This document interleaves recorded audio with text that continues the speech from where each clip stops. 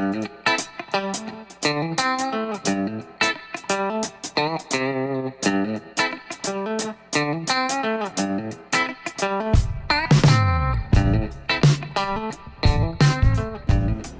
everybody, welcome to Wade's Orchids November Greenhouse Tour. It is the end of November here and we have a nice partly sunny day, and I thought what better plant to open up with than Bulbophyllum longissimum. This is variety Wade's Orchids here, and I'm going to back off a little bit. The flowers on this can get rather long, and there we go. I just measured this and it's about 11 inches or so. There's two varieties. I believe this is the Thai variety. I'm not sure. But one of the varieties is pale, as is this, with a white or cream colored lip. And the other variety is a bit more vibrantly marked with a darker lip. But whichever one, if you like bulbophyllums, this is a must-have on your list if you don't have it by now. Just an incredibly beautiful thing, and this is just getting started. Probably next year, I'm hoping to have maybe 6 or 8 spikes, but it's just a gorgeous thing. So we're going to move around here. I'm going to point the camera down. This is a few things we'll be showing here. Center here we have Encyclia cochleata. It's now Prasekia, I believe, but it's a nice thing to have. I notice it keeps putting out more flowers on the spike as time goes by. So it's a very long blooming thing, and it's also fragrant.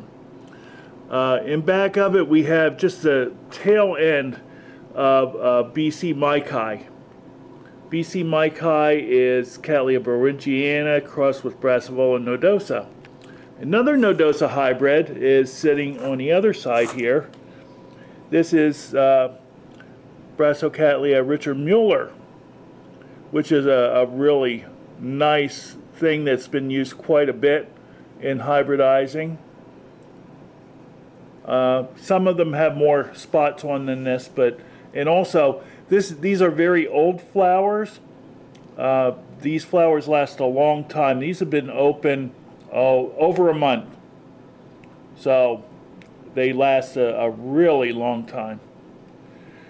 Up above here is something that is not an orchid.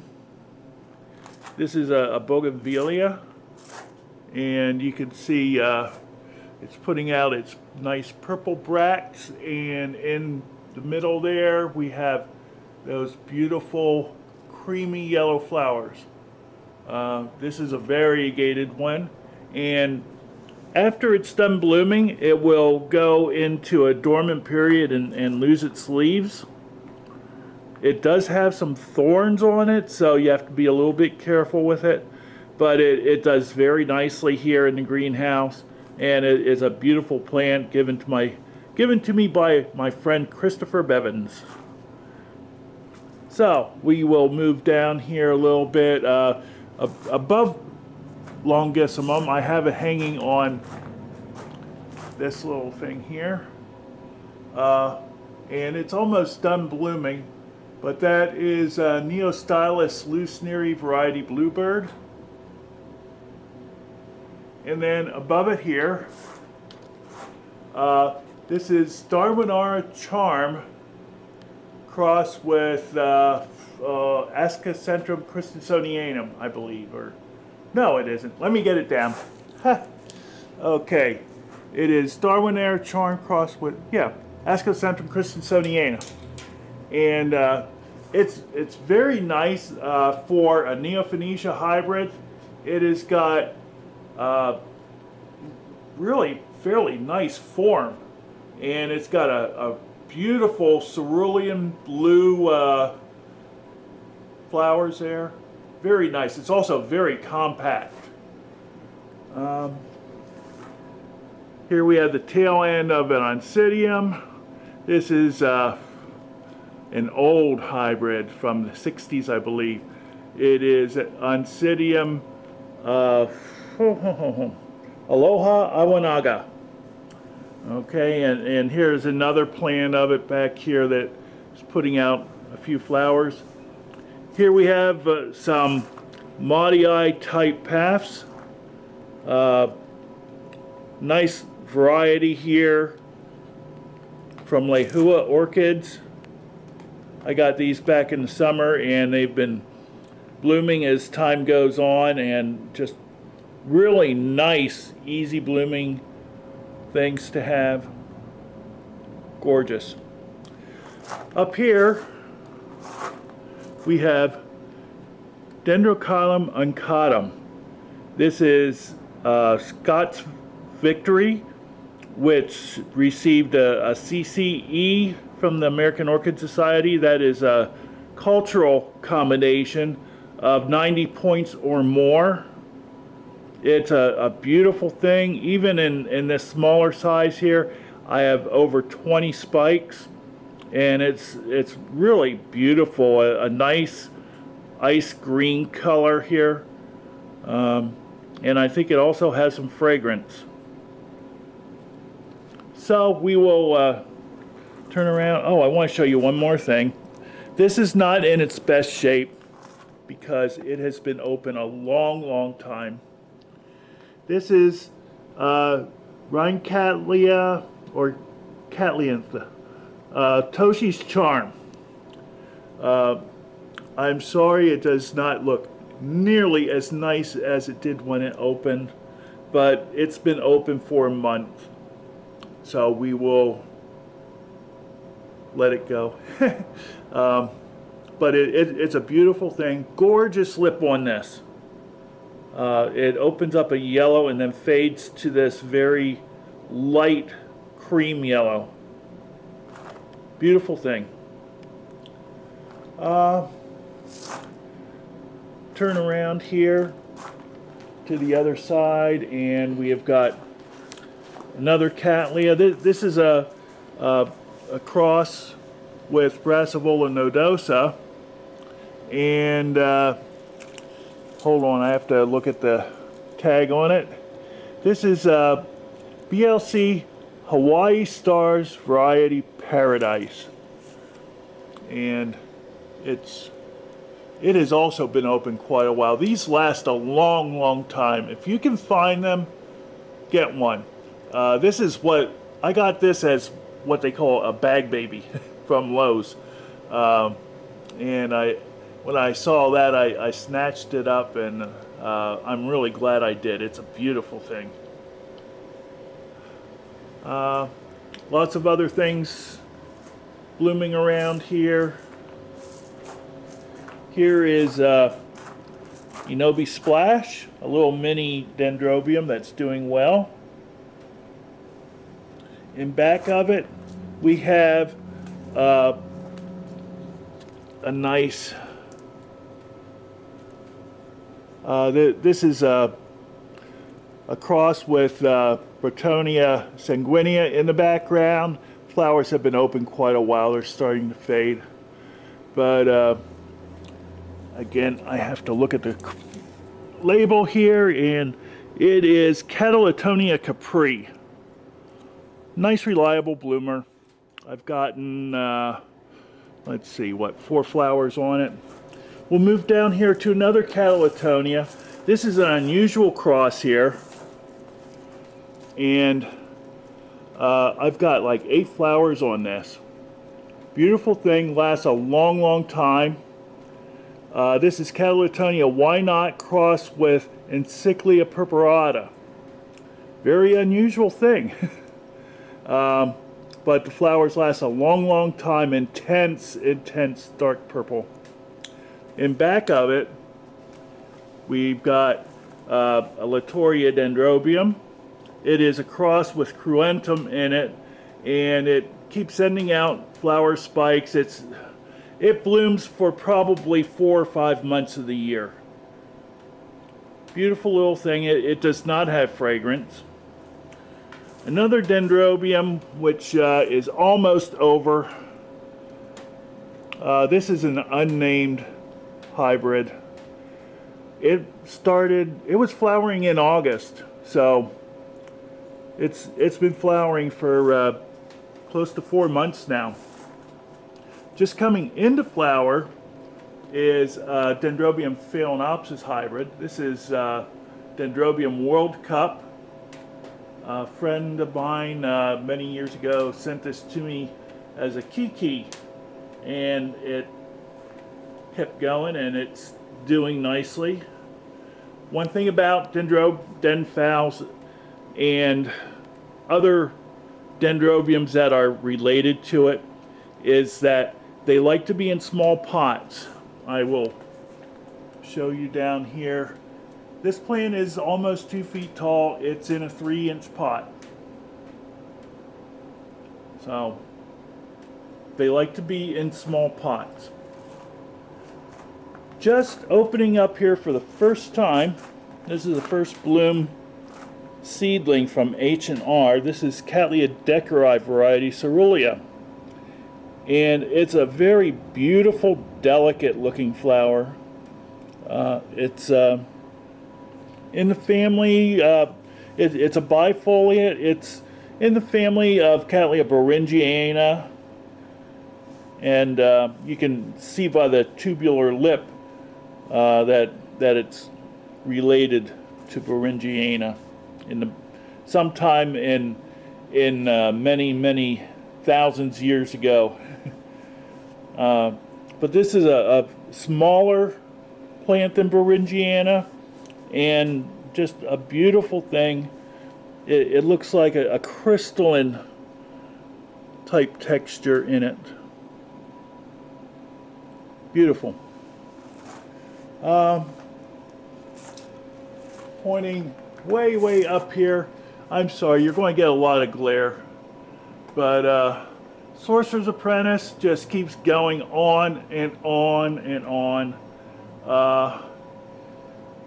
I think I've got like 5 or 6 spikes going now on it. Always rewarding. Here's another Nodosa cross. This is Brassavola Little Stars, I think. It's Spinosa crossed with Little Stars. And I think that this may be named BC Greenbird right now. I'm not sure though. In the background here, we have Stenoglottis longifolia that's blooming as the plant itself is going dormant. Longifolia goes through a dormancy and loses all its leaves in the wintertime, and it starts doing that just as it starts flowering. Next to it, just with one flower open right now, but many buds, is an Odonicidium wildcat. I think this one is named Petite Serra. Beautiful thing. Fragrant. Puts out nice tall spikes. And we will move around here. There's a little zygo that's blooming. This is actually Gallopetalum Arlene Armour. Nice, long-lived, fragrant flowers. Like all zygos, they like to be kept a bit cool. With the Gallopetalum in it, or Galliandra in it, it is probably a bit more warmth tolerant. Here we've got Masdevallias. I'll show this to you anyway, but a slug got to this. Is a pretty little thing, almost always in bloom. It's Masdevallia Peach Melba. Back here, oh geez, I just can't remember all these names. I have to look. First I have to find the plant that it's in. That's Masdevallia Pat Akers variety Golden Zebra, which has an AMAOS. Nice little striped with light orange background. This little thing here I picked up in the spring, and it is Masdevallia Sol de Medio Dia. This is a warmth-tolerant Masdevallia. I got this from Equigenera. Here is a species. That's Masdevallia Veitcheana, variety Betty. And then moving down here with Masdevallia Veitcheana in the background, here we have got a gorgeous looking thing. This is Masdevallia Steve Vance, variety Rita's Realm. I'll see if I can get really nice detail of the flower give yourself there. Just absolutely gorgeous. One of the nicest Masdevallias in my collection. So we'll move around. This is a Masdevallia, I believe, Tovarensis. Variety Snowbird. Very nice clone of Tovarensis, which is also a warmth tolerant, although it does prefer cool. Really nice, beautiful white thing. It blooms sequentially off of the old flower spikes. You can see there's another bud coming there. And here is Masdevallia Sunset Jaguar, variety Sunset Spots. Nice, unusual color. Most of the Sunset Jaguars are a white background. Another Bulbophyllum here. This is Bulbophyllum Elizabeth Ann. This is a remake by Bill Toms, and this has an unusual color. It is a creamy yellow background, and although it's the dorsal sepal and the petals are it's red, but it looks almost brown. Very different looking. Moving around here a little bit. Dendrobium moniliforme. This is a pink variety. Is blooming right now. This thing is a very, very nice, easy blooming clone. I've seen some that will only bloom at one particular period, and that's it. This thing seems to bloom on and off almost all through the fall and winter. Very rewarding. And moving over here, here's a nice little miniature. This is Sophronius cernua. It's just starting to bloom. Very, very beautiful flowers. The flowers on this are about 3/4 of an inch. It is not a particularly good clone, but it is a nice, easy blooming, reliable clone for me. Best way to grow cernua, from what I have found, is mounting it like this. We have a few flowers left of Masdevallia Herreriii, which is a variety. Some consider it a species, some consider it to be a variety of Floribunda. Herreriii is known for all those spots that you see, those dark purple spotting. And down below here is Floribunda in bloom. Let me hold this up. You see, Floribunda itself, it also has a lot of spotting in it, but it's a much lighter colored flower.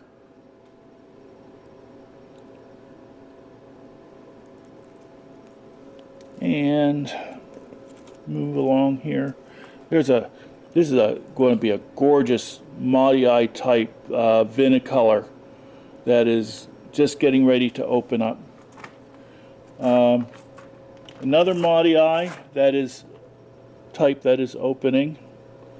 This is a coloratum type. Going to have a nice dorsal on it. Up here is a cross of,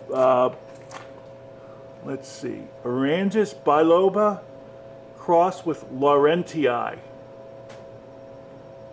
That's the second spike that is bloomed. Very nice thing. And let's see, not too much else blooming right around here. Oh, up here. Here is Dendrobium Victoria Regina, opening up very nicely. Each year, I've had this about 2 years. Each year it gets better and better. Not the easiest thing to grow from what I'm told, but it does well for me. It's growing mounted. Here, I'll show you. Like sending its roots into the mount there. Here's another small growing dendrochilum. This is Dendrochilum formosanum. And plant grows, it's almost a mini. It grows about 7 inches, maybe 8 inches tall at the most. And it puts out these nice green flowers. Just a really pretty thing. That's in a 3.5 inch pot. Let me see. 1, 2, 3, 4, 5, 6, 7, 8, 9, 10, 11, 12. Looks like at least a dozen spikes on it. Very nice and rewarding. Another dendrochilum that's opening up. Just starting to open its first flowers here. This is Dendrochilum bicolosum. It grows a little bit taller. It's about 10 inches tall there. There's lots of spikes coming out. And something that is unique about this one is the flowers are formed and as they're formed, the flower spike turns, if you can see that, like a corkscrew. So that's unusual. Also, the color is different than most dendrochilums. It's a wheat color, sort of a light orangish brown. And back of it is the last flowers of Dendrochilum cobianum. This is one of the medium-sized species, I'd say. It's about a foot tall. I like dendrochilums. They're very easy to grow and bloom. They like to stay moist, and they're intermediate to warm. Right here is a nice jewel orchid. I bought this as Stenaricus glickensteinii, but it is not. It is another species. Glickensteinii does not have the white flowers. The flowers are red. So, we got to figure out what that is. Over here, I do have a name for this Cattleya, but I don't know what it is at the moment.